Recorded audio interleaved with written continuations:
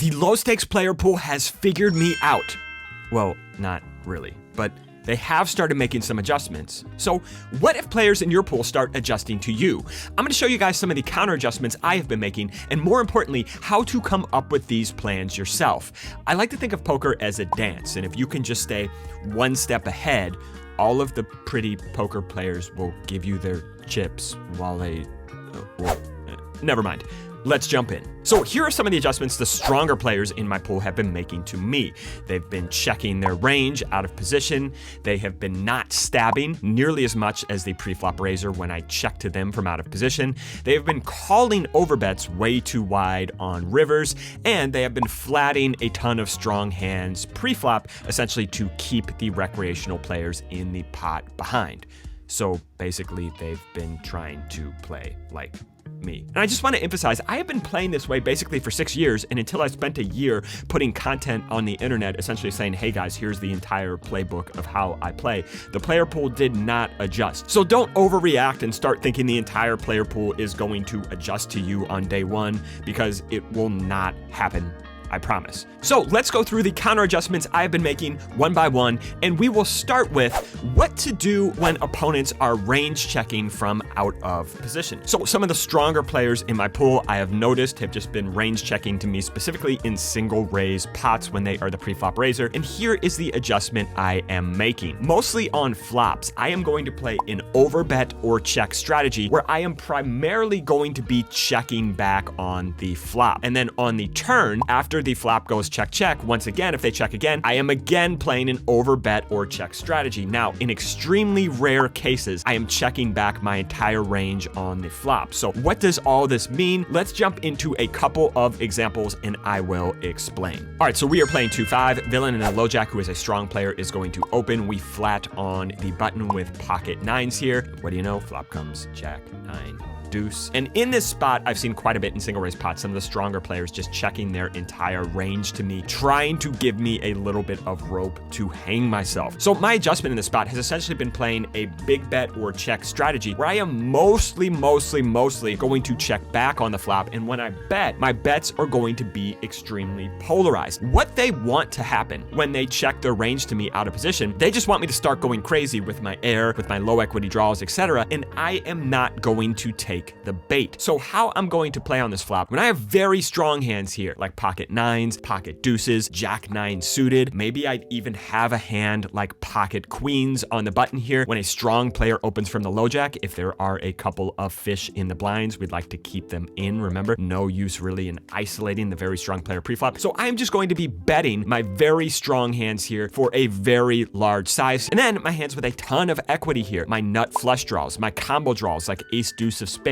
queen 10 of spades, king 10 of spades. Those are primarily going to be the hands I'm going to choose for the big bet size here. No real reason to overcomplicate it. Choose my very good hands and my hands with a shit ton of equity. And I'm just going to choose a very big size because I'm representing a very polarized range here. I'm not betting the middling portions of my range, hands like queen jack, ace 9, etc. Those hands are just getting checked back. So you see here in equilibrium, this strategy is actually going to be approved if we lock our opponent to check their range on the flop. You see the solver does not like to use this small size, and it is either using this big bet size or checking back, which it is doing most of the time. You see pocket nines are mostly bet here, pocket deuces are almost always bet here, jack 9 suited is going to be bet here the majority of the time, and a lot of the bluffs are coming from high equity holdings, hands like ace 8 of spades, ace 4 of spades. The other hands that we can consider going with the big stab here are hands that just don't really mind if they get check raised off their equity. If we have a hand like 10-8 of spades and we get check raised here, we just have a very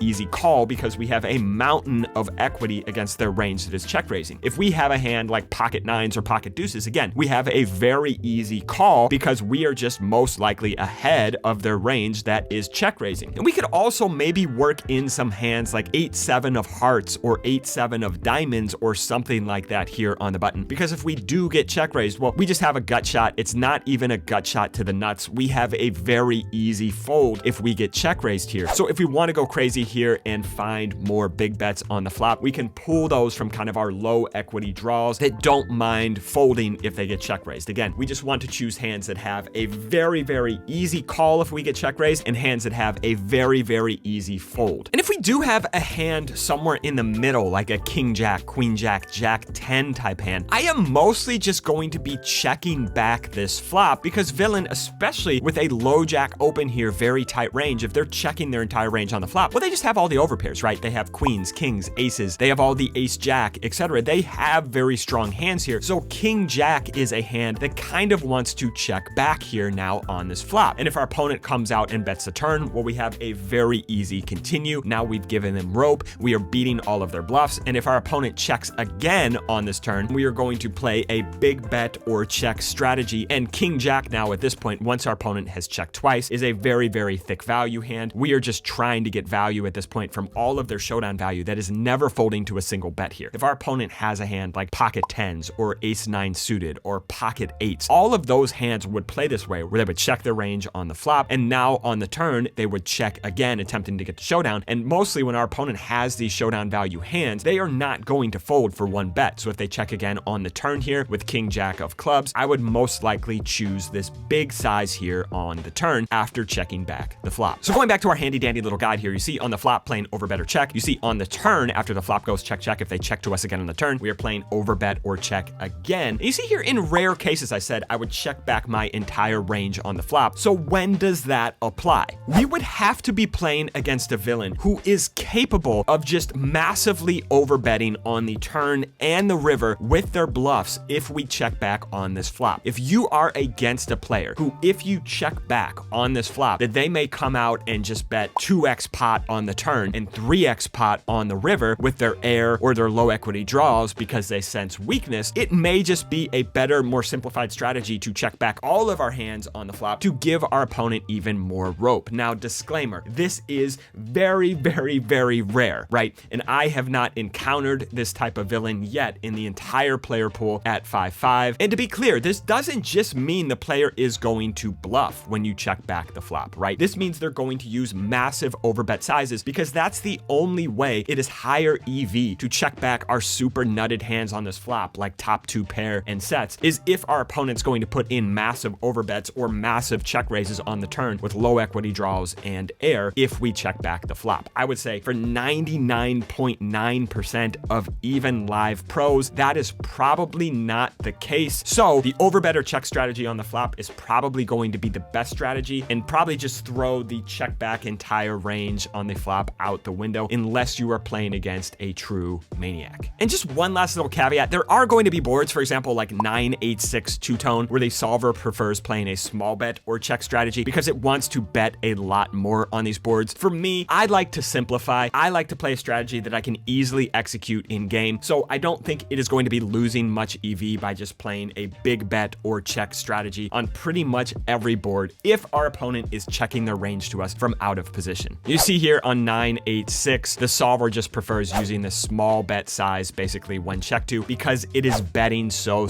much on this board. But you see here, if you zoom in and look at the EV, look at a hand like ace jack of clubs, we are losing like 2 cents by choosing the big bet size. I think a simple strategy executed well is going to outperform a complex strategy executed mediocrely. And on most boards, the big bet or check strategy is going to be higher EV. So I'm just going to simplify and play big bet or check if my opponent is checking their entire range to me from out of position. All right, the next adjustment some of these stronger players in the pool have been making, they don't really stab when I check to them from out of position. So here's how I've been adjusting. Basically, I've been asking, where are they going to make the most mistakes? And against regs or pros, I am just generally simplifying and I'm just range betting on boards that are good for me, and I'm range checking on boards that are bad for me. So I will explain in 1 second. And against passive recs who have whiplash from me check raising them so much and they're just checking back quite a lot, they're not stabbing nearly as much, I'm being a little bit more exploitative against them. I am just going to go ahead and bet my thick value myself, but I'm still checking my top of range, my can play for stacks hands and my bluffs, and I will explain why now. All right, so say we open here in the cutoff and a pro flats on the button here. When the board comes something like king 7 deuce or ace king 4 or ace queen 6 or something like that, a board that is perceived to be slightly better for us as the preflop raiser, I am just simplifying and I am going to just c-bet my entire range small here. The reason why checking our entire range from out of position is so profitable is because the mistakes players make, generally they overstab, telegraph their hand strength with their bet sizing, and they do not protect their check back range. Regs or pros are not making those mistakes. They're generally not overstabbing. They're certainly not telegraphing the strength of their hand with their sizing against other good players. On these boards that are perceived to be good for my range, I'm just simplifying and just betting my range because I don't think our opponents are going to make as many mistakes versus a check. And conversely, if the board is something like 9-8-5 two-tone, a board that is perceived to be better for the preflop caller than the preflop raiser, well, in this case, I am just simplifying and checking my entire range to the pro from out of position. So against regs or pros who aren't going to overstab when we check to them, on good boards for us, we just c-bet our range, and on bad boards for our range, even if it's good for our hand, we check our entire range. Now, where I think this is more interesting is against recreational players who have adjusted to us just massively check raising them by checking back quite a bit on the flop. They've gotten a lot more passive. They're not stabbing nearly as much. And here are the adjustments I am making against recreational players. Now, if I do have a thick value hand, a hand like ace king or pocket aces, I am just going to come out and bet myself because opponents have adjusted. They're playing maybe a little bit more passively. They're not stabbing as much. And a hand like aces or ace king is just quite happy going bet, bet, bet on this board. If they go call, call, call, where we are going to have the best hand a very high percentage of the time, that hand doesn't really benefit a whole lot from a check raise if they're not overstabbing, and we are just able to get in a large amount of money by just betting ourselves. Now, say we're still playing against a rec player here on the button, and I do have a can play for stacks hand, maybe a hand like pocket nines here or 6-7 of diamonds or something like that. Even if they are not overstabbing nearly as much, I am still checking to a recreational player with a hand that can play for stacks. They are still going to bet on this board when they have a hand like 9x, when they have a combo draw, when they have a nut flush draw, when they have 2 pair. All of those hands are still going to stab. So when we have a nutted hand, checking, letting them stab, and going for the check raise essentially allows us to get all the money in the pot. Whereas if we just go bet, bet, bet, it is much harder to get all the money in over 3 streets when we start 200 big blinds effective. So our can play for stacks hands at the top of our range still benefit from going for that check raise. And to be clear, on this particular board, I'm checking for 2 very different reasons against a recreational player and against a pro. Against a pro, I'm just checking my entire range because this board is slightly better for them. Against a recreational player, I don't give a shit about that, and I am just going to be very, very exploitative here, and I am going to check with my can play for stacks hands and my bluffs, and I'm just going to bet my thick value myself. For example, on this board, if I had a hand like pocket 10s, pocket jacks, I would just go bet, bet, bet, because that hand doesn't necessarily benefit nearly as much from a check raise, especially if they're not going to be overstabbing. A hand like pocket 9s really, really, really benefits from that check raise here. We can just cooler a hand like 9-8, pocket 8s, pocket 5s, and get the money in by using a large check raise where we would maybe not be able to do that if we just went bet, bet, bet ourselves. Also, when playing against recreational players in the spot, I'm still going to check my draws, my bluffs, my air, because those hands also benefit from a check. Our opponents, if they are a recreational player, let's say they're no longer overstabbing because they're tired of us check raising the shit out of them, that doesn't mean they're never stabbing. They are still going to stab when they have top of range on this board, when they have pocket 8s, when they have 6-7 suited, when they have pocket 5s, when they have an overpair like pocket 10s, they're still going to bet their good hands. What does that mean for our bluffs? Well, when we check and they bet, if we have air or low equity, we can just pitch it and get out of there. Even if they are understabbing now because they're scared of getting check raised, that still gives us a pretty big clue when they check back because they are still going to bet off their strong hands when we check to them. So when they check back, our bluffs are still going to print. So the adjustment against recreational players who may be slightly more passive, we need to put in money with our thick value ourselves, but we should still be checking when we have the top of our range and all of our bluffs. All right, the next adjustment, some of the players in the pool have been calling the overbets to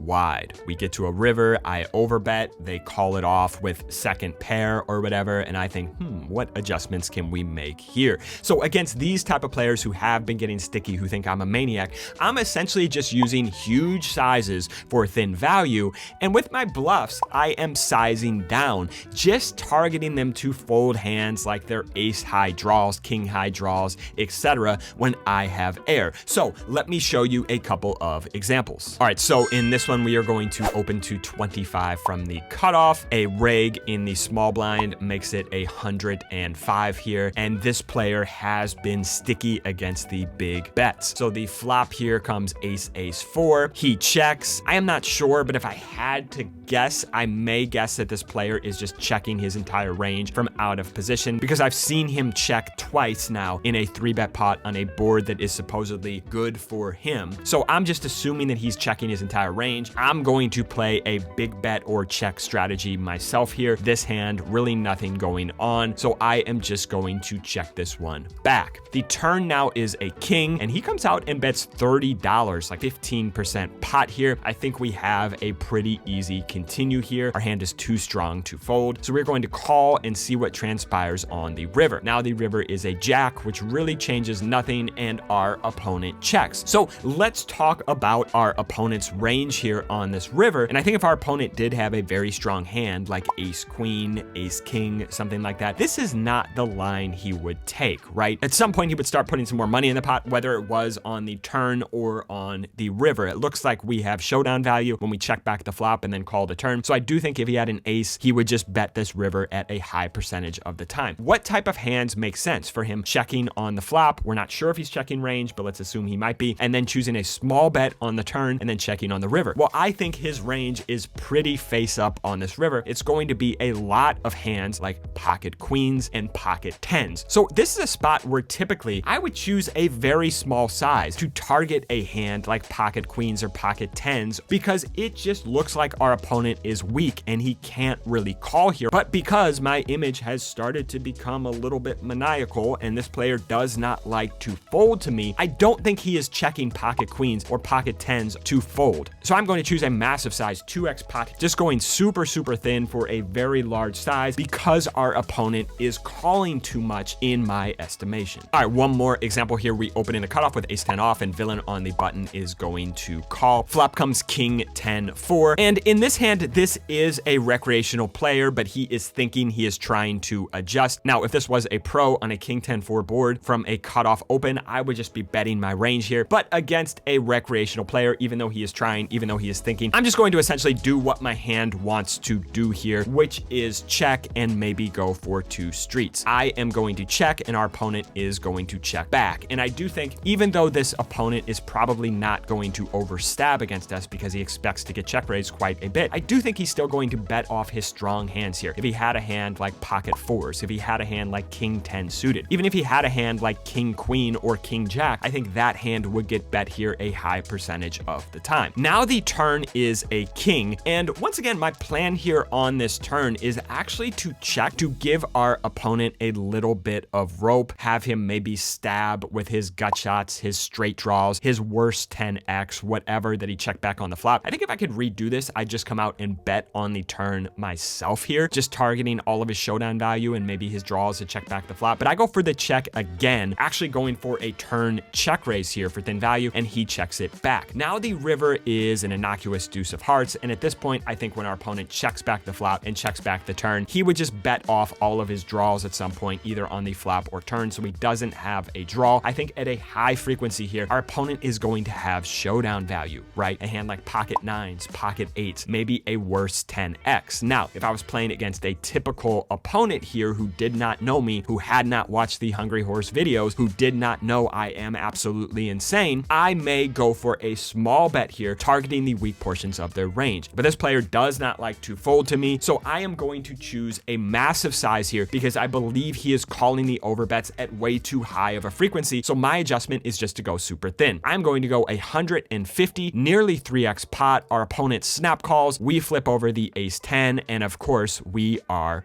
good. All right, so what do we do when we have bluffs? Well, let me show you. We open from the cutoff with 6-5. Our opponent 3-bets in the small blind again. Once again, this is a for-profit player who has been quite sticky against us. Flop comes Queen 8-3 here, and he checks, just backs up the assumption that maybe this guy is checking his entire range to us on the flop. When they're checking their entire range to me on the flop, I'm going to play the overbet or check strategy, mostly checking back. So that's what we are going to do with this hand here. We check it back. Turn is now a 7 of clubs, giving us an open-ended straight draw. When our opponent checks again, if he did have a hand like kings, aces, ace, queen, I would assume at least some of the time his good hands are just going to come out and bet. So when he checks again here on the turn, I think his range is going to be a lot of showdown value. And showdown value can take a couple of forms, right? It can be hands like pocket nines, pocket tens, pocket jacks, or it could also be some ace high flush draws. Maybe ace king of diamonds, ace 10 of clubs, ace jack of diamonds. Just his kind of good ace high draws that he assumes here have some showdown value after the flop goes check, check. He is going to check to us. Once again on this turn, I am playing overbet or check. I would like to start piling in money. A lot of his ace high flush draws may play this way. He may even play this way with a hand like ace king and just call once here on the turn because the board is so draw heavy. So I choose a big size. He is going to call. The river is a deuce, and when he checks it over against a normal opponent, I would just be jamming on this river because I don't think he can hang on with a hand like pocket nines, pocket tens, whatever. But against this particular opponent who has shown himself to be sticky, very, very sticky against the big bets, I don't think the big boy bluff is great here. And on this river with 6 high, should we give up? Well, no, probably not. We can probably still get his hands like ace king, ace jack of clubs, maybe to fold, and we don't need to use a very big size to do that. So I go 230. Unfortunately, our opponent snap calls, and he does have pocket tens here, but we're never targeting a hand like pocket tens to fold. We just want his ace highs here to fold. So that was the way I played the hand in game, and I was okay with it because I didn't punt a stack to a hand like pocket tens that was just never ever folding for all of the money. But maybe there is another way to play this hand that I thought about after the fact. So I wanted to explain an alternative line here that may be even slightly better, which would be on this turn, just checking back again. This incentivizes him after we check back twice to just come out and bet the river now. If he has a hand like pocket jacks or pocket tens on the river, it just looks like we have pure showdown value here, right? It looks like we have a hand like 8x or 7x or pocket nines or something like that that probably isn't going to bet itself. I think this just kind of forces him to come out and value bet the river if he has a hand like jacks or tens or something like that. And if he does check, now we don't have a better clue on this river that he probably has a hand like ace king or ace jack, some ace high type hand with showdown value. And I think one big bet on the river to get him to fold the ace highs, I actually think this works at a high frequency because number one, when we check back the turn, it looks like we have showdown value. And number two, we have eliminated a lot of the pocket jacks, tens, nines from his range because I believe those hands aren't going to check 3 times here. Now they may check twice, but they're probably not going to check 3 times. So maybe just checking back twice and then betting the river is the superior strategy. And I didn't consider this in game, but I thought about it afterwards. So I just wanted to give you guys this alternative option as well. All right, finally, one more example of how thin we should be going against these sticky players who just aren't folding to us. So we open pocket jacks in the cutoff. Same player is going to 3-bet in the small blind here. We are going to call queen 8-3. He checks it over. And once again, we are playing big bet or check. This hand is 2 in the middle. Now I may be betting hands like pocket 8s, pocket 3s, 9-10 of diamonds, jack 10 of diamonds, ace 3 of diamonds, hands like that on this board. But this hand is just somewhere in between. It's not really a very strong hand. It's not a bluff. We've got some showdown value. This is more of a thin value type hand. So I'm just going to be checking this one back. Now on the turn, our opponent comes out and checks again. And at this point, we can't say with 100% certainty that he just never has aces, kings, ace, queen, or something like that here. But I think we can eliminate a lot of it, even though we know nothing about our opponent's range when he checks the flop. When he checks the turn, we now have a few more clues because what does it look like when we check back the flop? Well, it looks like we have showdown value. So at this point, I do believe at some frequency, he's going to come out and bet his hands like kings, ace, queen, pocket aces here on this turn, the hands that have us beat. So at this point, it is time to start piling in money with a hand like pocket jacks. So I'm going to go with the big bet here on this turn. Our opponent calls. The river river is a deuce. He checks it over. And remember, when we had a bluff in this spot, we did not want to jam on this river because we thought our opponent is just never going to fold a hand like pocket nines, pocket tens here. So because 6-5 of spades does not want to jam because our opponent is calling too much, with pocket jacks, we have a very easy jam for value. We jam for just over pot here. Our opponent calls and we are good in this fictional hand that I just made up for your viewing pleasure. All right, and final adjustment here. I've noticed some of these stronger players in my pool taking a cue from something I talk about all the time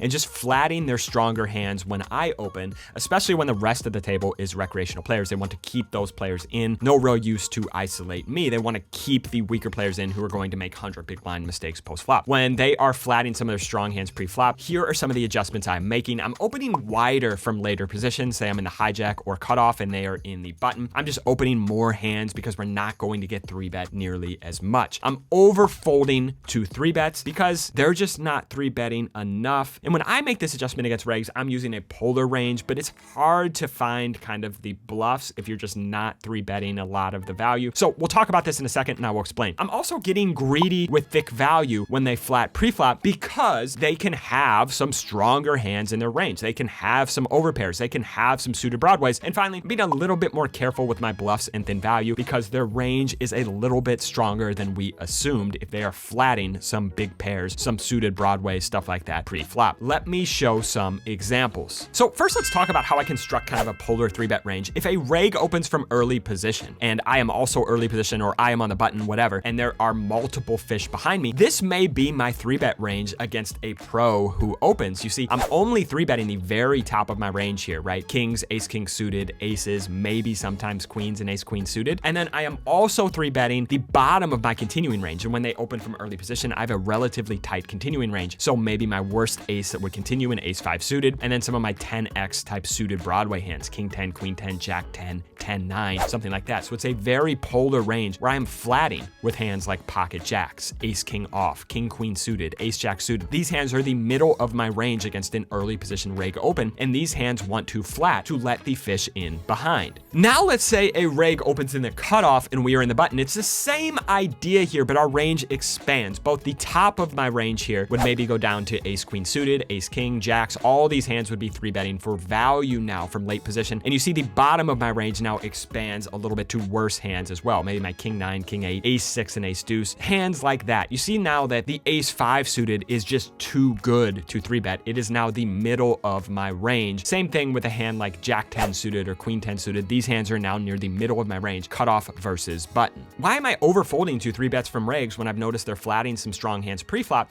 And really simple. If we go back to our range chart here, it's really easy to find the top of range 3-bets. It's hard to work in the bluffs. If we're flatting with the middle of our range, hands like our suited broadways, hands like our ace 10 suited, our ace queen off, if we're flatting with the middle of the range, it's hard to find these polar bluffs and just be consistent and always have them worked in there. So if I notice a reg is flatting a bunch of their strong hands to me, I'm just going to assume for the most part that they're not finding enough polar bluffs, and therefore I'm probably going to overfold to their 3-bets. So now back to the list here, let's talk about some of the other adjustments. Why can we get greedy with thick value, and why should we be careful with our bluffs and thin value? Let me show you why. We open from under the gun with pocket aces, and a pro is going to call next to act here in the hijack. Now a recreational player is going to call in the big blind. Flop comes 8 for deuce with a flush draw, and when it checks over to us with one player in position to us and one player out of position, I don't think this flop is going to get stabbed at a high frequency from the reg here in position 3 ways. So I am just going to bet myself. I bet small, and the reg calls next to act, and the rec in the big blind folds. The turn is a king of hearts, which in game I consider this not a great card to continue getting value, because when the reg flats pre-flop and then flats next to act on the flop, I think a lot of his range is going to be hands like 8x, pocket 9s, pocket 10s, stuff like that, particularly when we have the ace of spades in our hand. I don't think he's going to have a ton of flush draws here flatting and under the gun open in the hijack. I just think his range is mostly going to be pocket pair heavy. He's not going to like to see this king on the turn. I bet into multiple people, including a fish on the flop, and now on the turn, if I continue double barreling, I think it's going to be pretty hard to get value here. So I actually elected to size down here. And this is a common strategy I take when a card comes that is very good for our range, that makes it unlikely we are bluffing, but it's also going to be unlikely that our opponent will stab and take initiative if we give them rope. I just like to bet small to keep our opponent in there with hands like pocket nines, ace-8 of diamonds, etc. So I go small here on this turn. Our opponent calls. The river now is a 9 of spades, and at this point I think we're running out of value. I do still think we have the best hand some percentage of the time, but this opponent is a pro. He's not going to call a river bet here when the front door flush comes in with a hand like ace-8 or something like that. So we're just running out of value. So I check, he checks it back. We turn over our hand and we are good. And he actually has ace-king here. So he flatted with ace-king next to act, which I like a lot. I would do the same thing if he opened and there were all recreational players behind, but I was just kind of flabbergasted here because I got the minimum value against his particular hand. So if I could replay this hand, knowing that our opponent is flatting with hands like ace-king offsuit and presumably hands like suited broadways, he can certainly have hands like king-queen of spades, king-jack of spades, king-10 of spades that would play this way now on the flop. So therefore on this turn, if I could redo this hand, I would choose one of two strategies on the turn. I would either just bet huge here, just throwing the pocket nines and the 8x out the window and just targeting all of his ace-king off, his king-queen of spades, king-jack of spades, king-10 of spades, or I would actually go for a check because if he does have a hand like pocket nines, that hand's going to check back the turn. We're only going to get 2 streets against that hand anyway, and then we can just come out and bet the river. And if he does have a hand like king X of spades here, or a hand like ace king, that hand's always going to bet. We can actually go for a check raise for very thin value on this turn and just try to pile in all the money by the river against a hand like king queen of spades or ace king or something like that. So if I had this information that our opponent was flatting strong hands preflop, I would take a very different strategy on the turn. We can get a lot more greedy with our thick value. All right, guys, so once again, these have been the adjustments I've been making when players are checking their range to me from out of position,